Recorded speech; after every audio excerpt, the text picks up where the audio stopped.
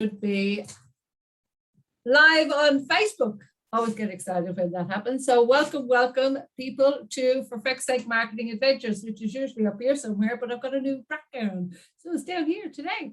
So if you're watching on Facebook, make sure you throw us a few hearts and likes. If you're watching this on YouTube, make sure that you subscribe so that you can get more tips, tricks, and as usual, some amazing people that I bring on so we can dig deep into some of their strategies that can help you, because we know you have similar problems.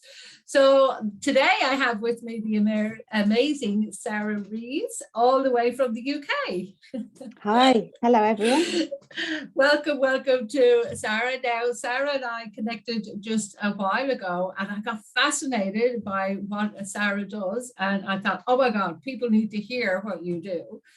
Because Sara started her fundraising career in 2006. So she's been doing this for quite some time and specializes in corporate partnerships. And she's worked for some of the most high profile charities in the UK and managed a number of multi-million pounds. So get that, that's multi-million dollars projects and teams. So one of the things that I thought would be awesome is, obviously, to do this, you have to be able to build deep relationships. And I know that Sara also has a business offering coaching and consultancy, and she's very passionate about the personal and professional development. So we'll make sure that we bring all that in as we go, because I'm really fascinated to dig deep into this. And we'll make sure at the end that if people want to connect with you, Sara, they can as well. So I've introduced you a little bit, but tell us a little bit about Sara, and how did Sara end up doing fundraising in the first place? Oh, that's such a good question. I was, my career originally started out a little bit haphazard and ad hoc, and it wasn't till later on I realised that there was some sort of pattern between all of my roles. But they involved sales and business development and account management, all different kinds of companies, different sectors.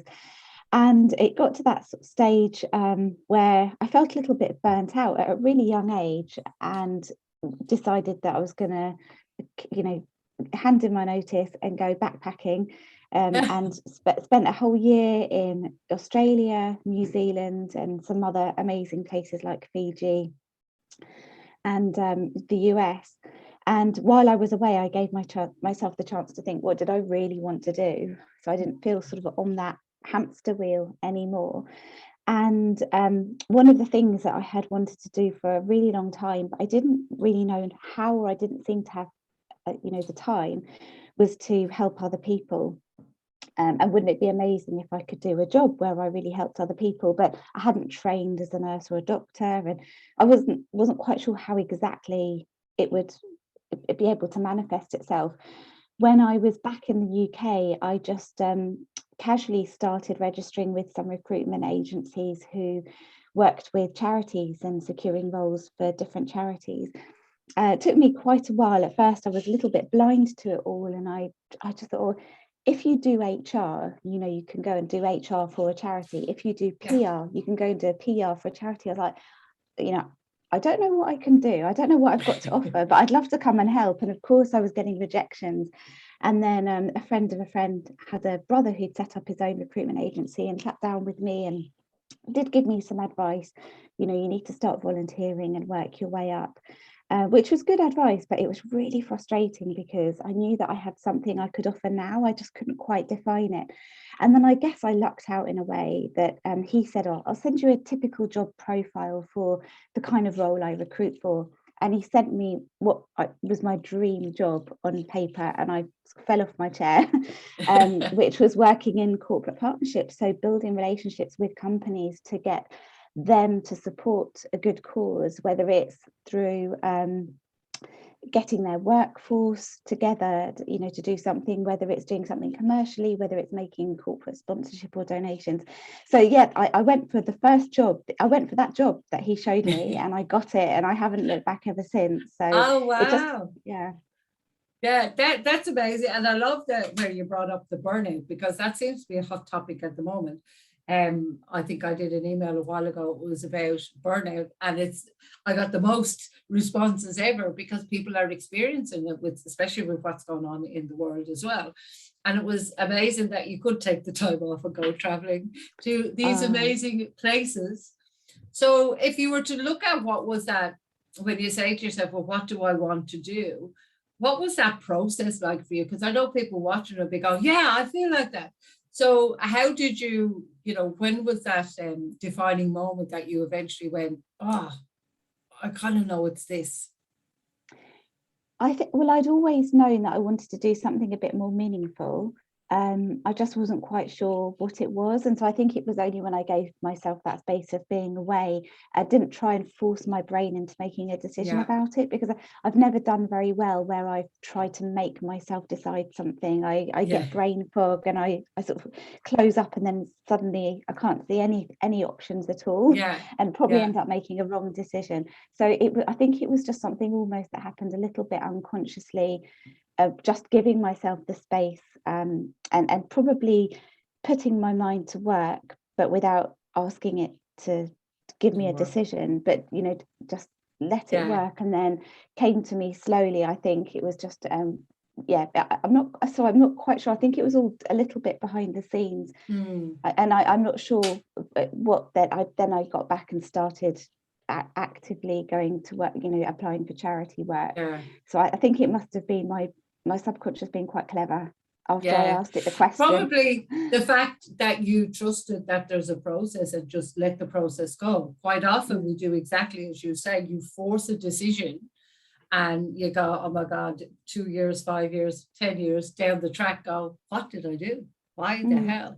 So I think it's an internal trust in yourself that the process, it's going to pop out somewhere. The process is the process. And just taking some action, I suppose, just sending off those first few emails and getting rejected. That went on for about a year, but not giving up. Yeah.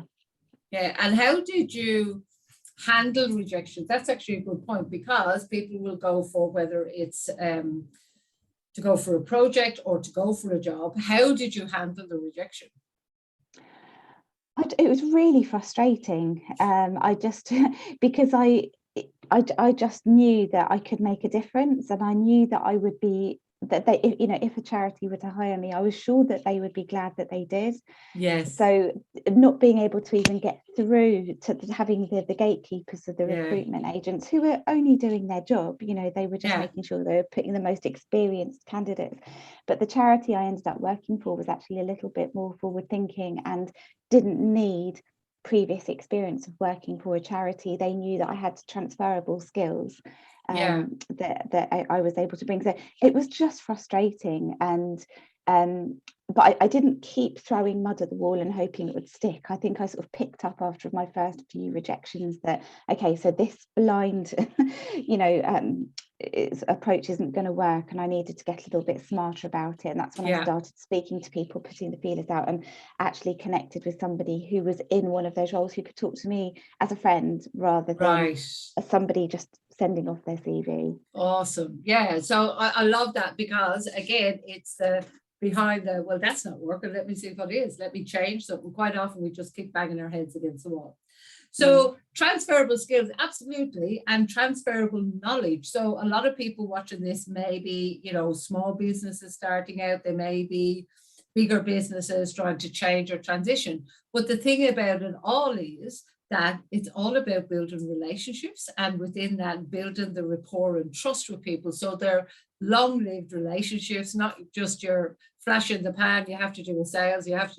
And to be quite honest, let's face it, fundraising is probably one of the harder ones to do of all things. Absolutely. So that's why I thought it was great. So give us a bit of an idea as to how you, like if you're going to a brand new person that you have to start really building that rapport and trust with. So what are some of the strategies that you use to do that? So, I mean, if one of the things that works really well in the first place is if you can get an introduction rather than approaching them cold. So if there's any way you can get a referral, it's not always possible, but it means that you're already going to be perceived in a slightly different way than if you Yes. were just, managing to get a random email or into their inbox, or a call that gets through to their phone. So that would be my first tip, is Yeah. to get a referral or introduction if you can. I think I always try to find things in common. I ask questions, and I'm just naturally curious. I think there's a saying, it's better to be interested than interesting. So Yes. Love it. but just to ask questions and find common ground, because I think that people quite often like people who are like them, or that Yeah. they feel more relaxed and more comfortable with people who are like them. So finding any sort of common ground, whether it's to do with locations about where people live, or pets that they have, or places that they've been around the world. So ask questions. And once you've found that common ground, I think just one of the other things is being aware of the different personality types. So there's lots of different tools out there, ways to look at this, but being able to pick up quite quickly whether somebody, so if I give some examples of some of the tools, Absolutely. whether Please do. somebody, a cat or a dog. So I think that's Michael Grinder. And he says that there are sort of cat people who are more still and more paused down, and they want respect more, and it's less about chit chat, more about get down to the task. And they like to tell the way things are, and versus a dog person, which is more about pause up, selling, quite animated, less still, want to be liked rather than respected, and would like to sell and get that sort of collaboration and consensus, rather than this is the way things are. So I'm naturally a dog. Obviously, I move my head around quite a lot and smile a lot. So being able to recognize if the person that I'm talking to is a cat or if they're a dog, and actually if they're a cat, to sort of slow myself down a little bit more, maybe even lower my voice a little bit more. There's also different colors.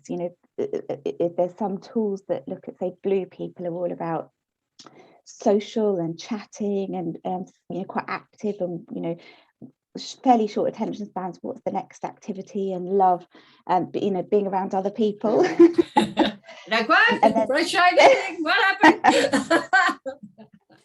And then there's red people who are more sort of, what's the bottom line? Tell me the facts. They love promotion, recognition, competition. The yellow people who are much more sort of natural teachers and harmony bringers, and like to take things a little bit more slowly, and they're all about connection and making sure everybody's happy. And then there are green, much more analytical, don't like to be hurried into making decisions, like all the facts. Again, less chit chat. Now that I don't ever want to stereotype or pigeonhole, and that's obviously quite a blunt way of looking. But actually, when you start getting into recognizing, oh, not everybody has my preferred style of communication or my preferred values, and just taking the time to think about this person that you're looking to build rapport with, and what color type are they, or are they a cat, or are they a heart person? Are they a head person or a heart person? So thinking about those things and bearing that in mind, so that when you are building rapport with them, it's authentic. You're not pretending to be someone else, but you're just bearing in mind that you're more likely to get that rapport more quickly if you can connect on and sort of speak a language that they speak in terms of their personality. So it's kind of matching and mirroring in coaching terms. That's what we'd call it, matching and mirroring the other person. So I know sometimes I can be quite, but sometimes I have to slow like this and just talk like that. And it's not to be inauthentic, but it's to really develop that trust with somebody else. So and that's a lot to take in. It's like, do you walk into a room, go, cat, dog, blue, purple, yellow, hang on. Is it a practice thing, do you think, from having that awareness that you've now just become so practiced at doing it? I think probably what I just talked about is a little bit more if I'm one-to-one with people. So it's just something that I would, it might be that I naturally just I'm just myself, you know, I'm sort of a yellow blue a dog rather than a cat, so I'll just be myself. But if I notice that's not really working, that I might just sort of take a step back and switch tacks. That's rather than be quite calculated about every conversation I go and have. If it's in a room full of people, obviously it's a little bit different, because you can't be too much of a chameleon and just chop and change, but you can make sure that you know, if somebody is asking you something or wants information from you and you're delivering it to them, because you know that that's important to them, that you make sure you communicate it in a way that will land with them specifically. Have you ever had a time that you've, you know, and it all takes practice, I get that you've completely mismatched with somebody? Well, before I learned about the cat dog thing, and there was somebody who I was absolutely terrified by, and I couldn't work out why, and I would literally freeze when I was around her. And she worked for one of the companies at a previous charity I used to work for. So it was important to me that I pleased her, if you like, because she was a client, you know, don't really like to use those words, but that they were a partner. And I'm not normally fazed by hierarchy. So she was more senior than me, but that doesn't normally bother me. I'm not normally fazed by age. So she was older than me, but that didn't bother me. You know, I'm not fazed by this, by that. And so I could not work out for the life of me what was going on. And it wasn't until I learned about that cat and dog thing that I was like, oh, she is like the ultimate cat. And here's me, like a little puppy, trying to seek approval from her and get signs from her that she is approving of me. And she's not giving me any because she's a cat. She's like the Siamese cat over like this with the nose up in the air, I'd imagine. So yeah, that was an example. And so the more I tried to impress her or get her approval, the worse it was getting, because that wasn't what she was all about. So, and I was just turning up, I was dialing up my puppiness. And so that's a good. You have me imagining like a big cat going like this to the puppy with a big paw. Go, just stop it. And did you turn that around? It was afterwards. So if I would, I'd love the chance to meet her again, because I would love to give that a go.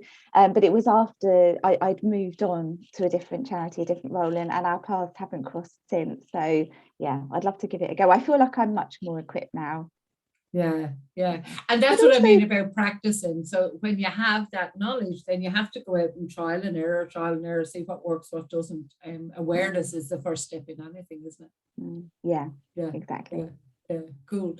So how challenging is it to go out and do like fundraise rather than just go out and have partnerships for other business? Is it easier, do you think, because people have a conscience that they want to actually give back? Or do you think it's harder to build those ongoing relationships? I think that it probably balances out to probably have an equal amount of challenges. There's things that are really amazing and special and unique about charity corporate partnerships, which are different from other business partnerships, such as when you do it right, the feel-good factor and the legacy that company can leave and the good that they can do in the world, you know, leveraging their reach and their scale and their resources. And obviously corporate social responsibility, or community investment, or ethical, it's lots of different words for it, is much higher up on an organization's agenda these days than it was when I started 15 years ago. It's much more well thought through now, and companies really sometimes they have whole dedicated teams looking at strategy for, you know, what do they do in terms of the sustainability space and the environmental impact?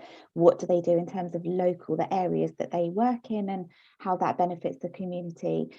Issues that are particularly relevant to their line of work and how they tackle those, rather than just pick a random charity. When it comes to the workforce, it is very much important to sort of bear strategy in mind and what's right for the company, but also think about what do the the workforce, what do the staff or the colleagues or the employees want? Because if they're going to be the ones doing the fundraising and getting involved, it's quite important they have a say. So in that kind of situation, they will normally do a vote and have charities employees put forward charities. So there's, when you do it right, there's that feel good factor. It's incredibly competitive.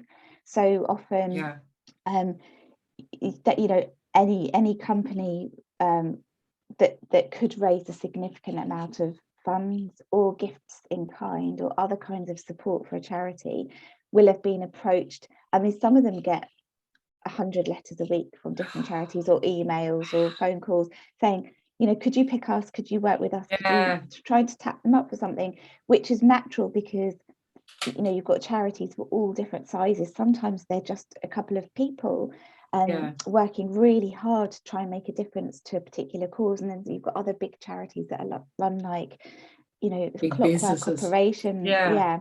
So it's really competitive. And obviously when you're trying to forge a partnership like that, you really care about it as the person working for the charity, because you know it means a difference between, if you raise this extra money or get this extra support, you could make a difference to this many more people's lives.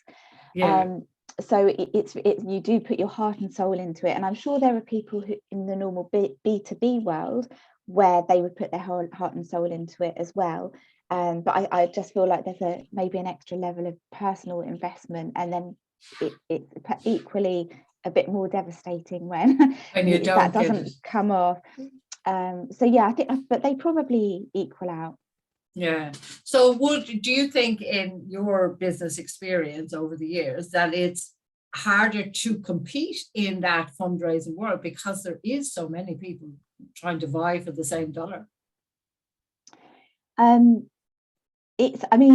I think it really does, again, depend. There's lots of different ways that you can approach working with a company. Sometimes they have a process where they invite charities to tender, basically, submit an application, you know, and there might be 100 different charities who apply through that. They might get shortlisted through to 10 that might come and get to pitch in front of a panel who would then decide, and then there might be a staff vote at the end of it.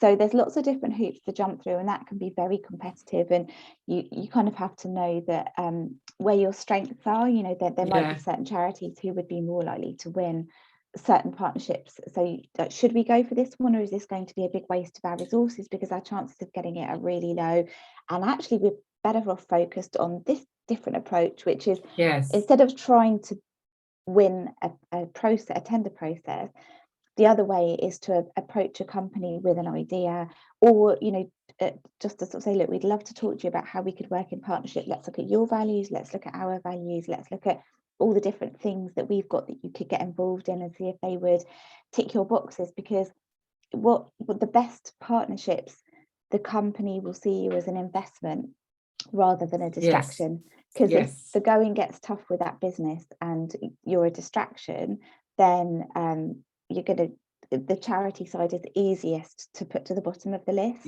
Whereas if they see, so, you know, we're always bearing in mind approaching companies, what's in it for them. And the best partnerships are mutually beneficial, and sort of knowing what they can bring to a company, and their intentions might be really purely philanthropic and they don't want anything in return. But if you dig a little bit deeper, obviously, if they were to get some nice PR from it, that they probably wouldn't be unhappy about that. If their staff felt an uplift in morale because, you know, they love coming together and actually doing good together while they're at work, and knowing that their employer cares about the same causes they do, you know, it's naturally going to make them feel more, you know, give them a bit of a spring in their step. So there are lots of things that can be in it for a company.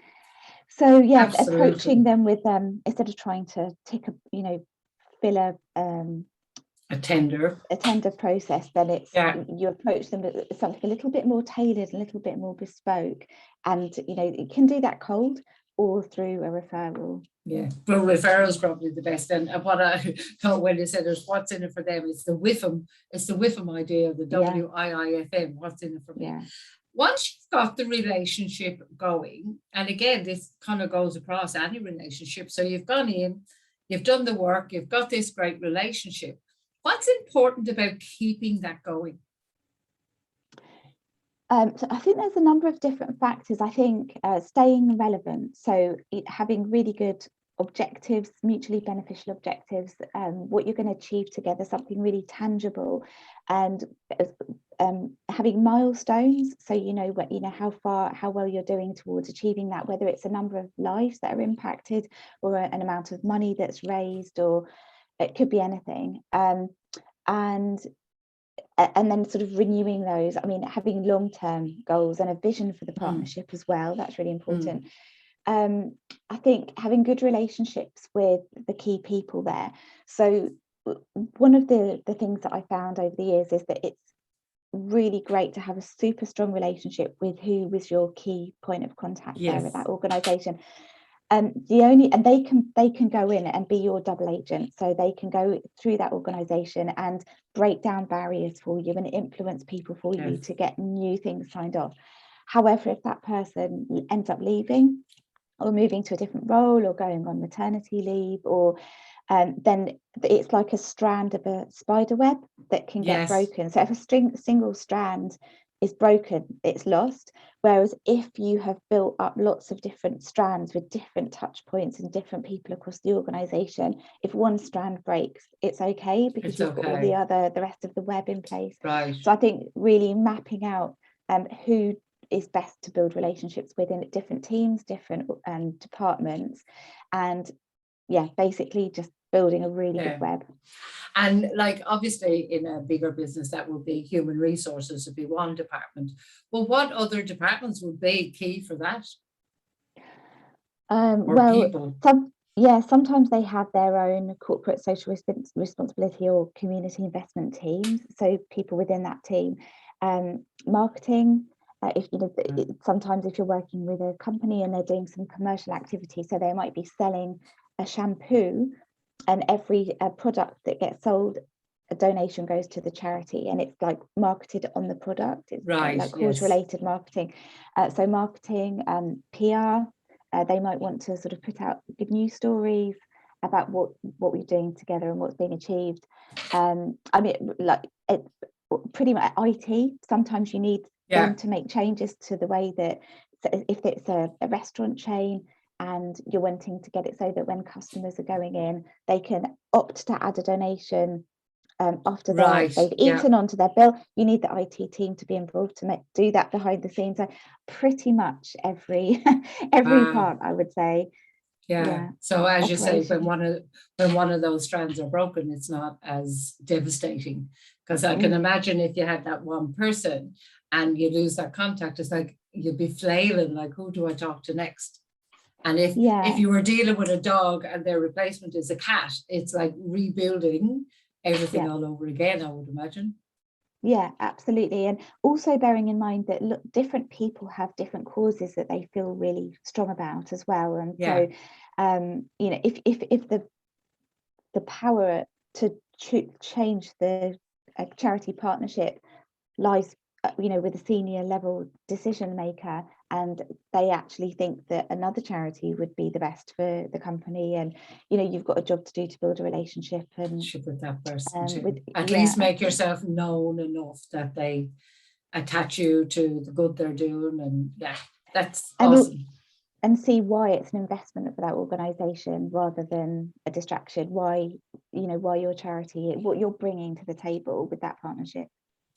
And when I would imagine when you're making it easy for them so that it doesn't become an extra job for their team. So if it was marketing, for example, that you're providing the marketing stuff for them to do, they don't have to go and create it because they'd see that as an expense.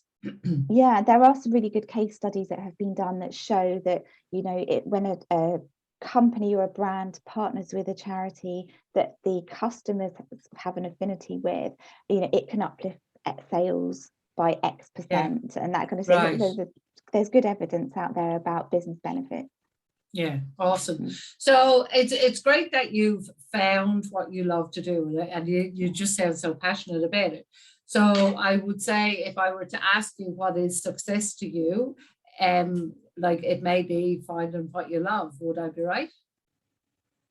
Oh yeah, I mean, I think if you can work, if some people are entrepreneurs and have their own businesses, and some people are employees and, you know, go to work every day. So I think if you're doing what you love and it's fulfilling for you, whatever that means, then yeah, I would say that that's success. And for me, it does, it gets me out of bed in the morning knowing that it's making a difference Making a to difference. either, you know, people who are homeless or people who have a health challenge, or vulnerable children, for example, different charities that I've worked for over the years. Yeah. I know that you do a lot of travel too. So you live just outside London and you tend to travel to Edinburgh or wherever you do a lot. So within that, you would have to structure, I would imagine, some kind of success habits, some things that are non-negotiables for you. What are some of your success habits? The ones that fall off the wayside, Carmel? But no. Do you mean, so I'm just thinking if there's anything specifically in terms of, I think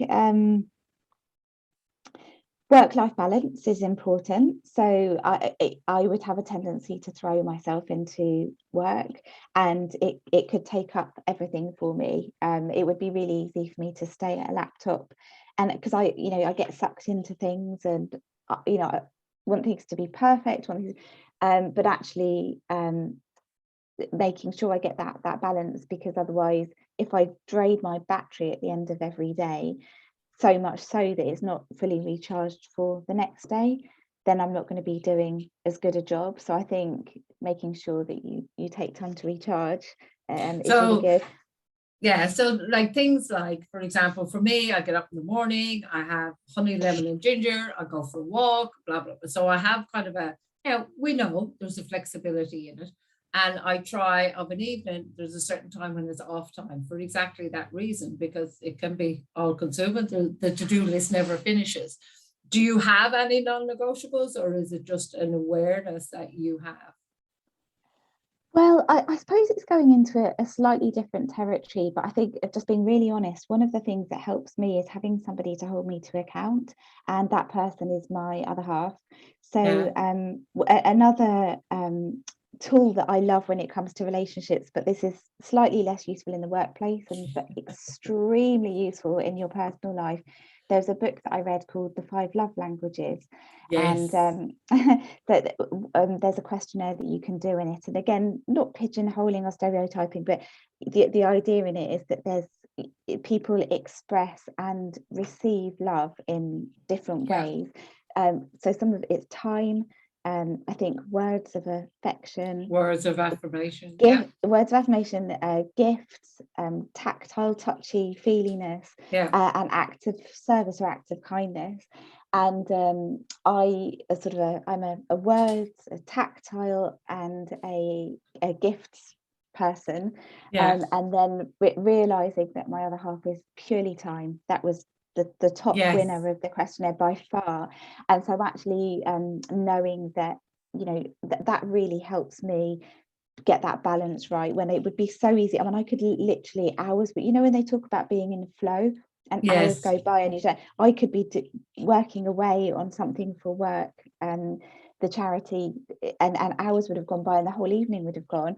But actually knowing that there's somebody who is incredibly important to me, who time for every hour I'm spending on work, which isn't part of my agreed work hours, if you like, not with him, then that's really affecting him. So that helps me, because otherwise I'm a bit rubbish at habits and routines. I'm a bit go in the moment.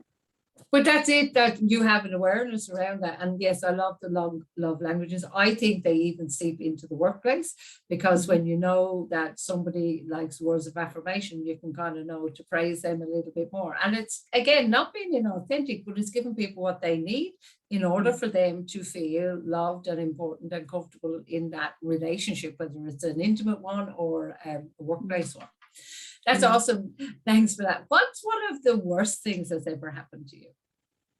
In work? Yes, in a business perspective. I think I can think of a few different things actually, and the common theme in them is probably um, some sort of expectations not being managed properly, which is really important. So a situation where somebody is expecting something and it doesn't happen, and then their reaction might be quite dramatic, and it can really Yes. affect a relationship. And I won't go into too many details just in That's case it okay. actually identifies any particular people. And then I think just managing really complex situations where you might be relying on volunteers or groups of people to deliver something, and it falls through, and again you just sort of, you're a little bit crushed because you know that if only that had happened, it could have made such a It big could have difference. been, yeah. I think just being able to let go, realizing that everybody's human, not everything is going to work out perfectly, Yeah. get back up and dust yourself off. Do it again. Yeah. I love that. So what have you noticed? So obviously you're in touch with the people that are doing the marketing. You have to do some form of marketing for the charities. You have to get them out there so that people can see them. What have you noticed the difference in using video now within the marketing versus just the traditional marketing? Because I've noticed a huge shift, but I'm just curious if you notice with the businesses or with the charities you work for, that video is becoming a little bit more a way of communicating, or is that the case that you've noticed? I think so. Content overall is absolutely invaluable to a charity, because it's one of the key ways that we're able to tell stories about the difference that we make. And I think that that's how the general public, anybody that you're looking to communicate with, corporate partners, business contacts, will be able to really understand the power. So when they raise £10 or $20 or £100,000 or $2 million, whatever it is, what is that going to make possible? How is that actually going to help the world in some way? And stories is the best way to be able to do that. You see that done really well on some of the charities when they have telethons, or I don't know what you have in Australia. Yeah, we have telethon as well. So and video plays a huge part in that, because it means that people are able to see firsthand, with their own two eyes, what a difference is being made to real people. We've got people that we work with who specialize in that kind of thing, and there's testing that goes on. So we're always keen to make sure that what we're doing is like we keep up with the times, and we're doing what lands the best with our different audiences.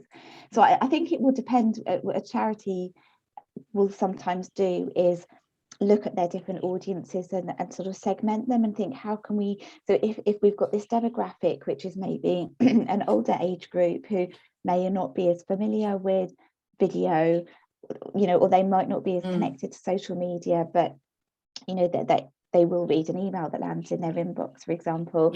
We'll communicate with them in this way. Whereas if we've actually got this other demographic, which is young people who are mostly on TikTok, and then we'll communicate with them in that way, and that's how we'll get communicate with them about how their support is making a difference. So I can't answer specifically about the video question myself, but and you can actually tap into so much emotion in a moving picture. That's why we watch movies and everything like that, we can cry at a movie because somebody has gone through whatever, and we can mirror it.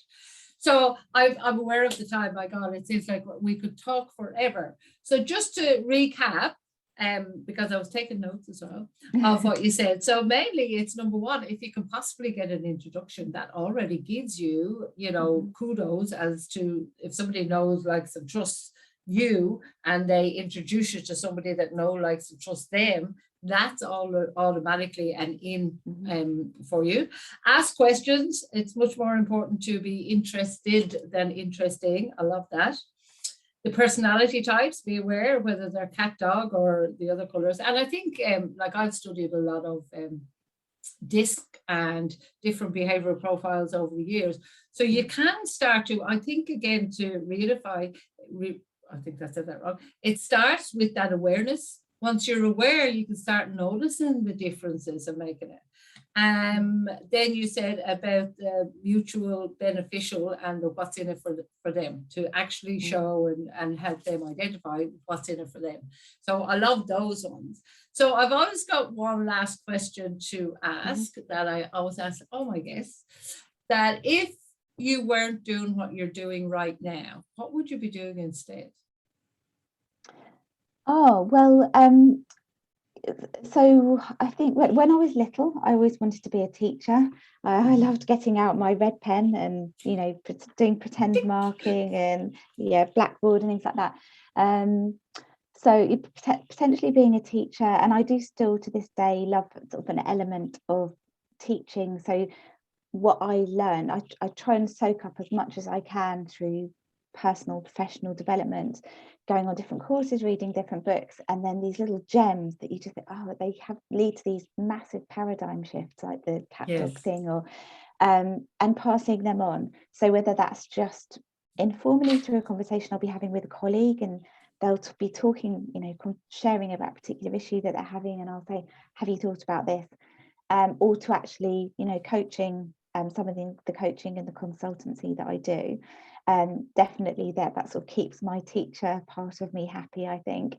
I was very musical when I was, I stopped actually practicing the music side of things when I went to university, but there was a time when I was thinking, I studied modern languages, should I study modern languages, or should I become a musician? So that's another thing. So, but I think probably I would have still come back to working with not-for-profits in some sort of way, just because obviously so attracted to it. Yeah, it's something that you're really passionate about. I love that.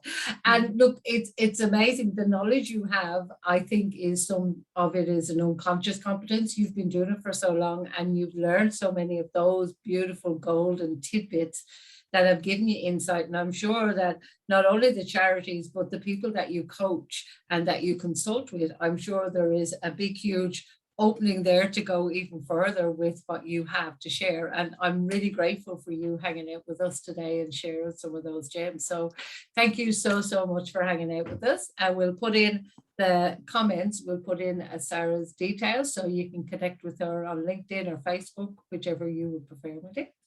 But thank you for so having much. Me, Carmel. Thank you. My absolute pleasure. It's been amazing. And for now, that's bye from us. Yeah, thank you. Bye.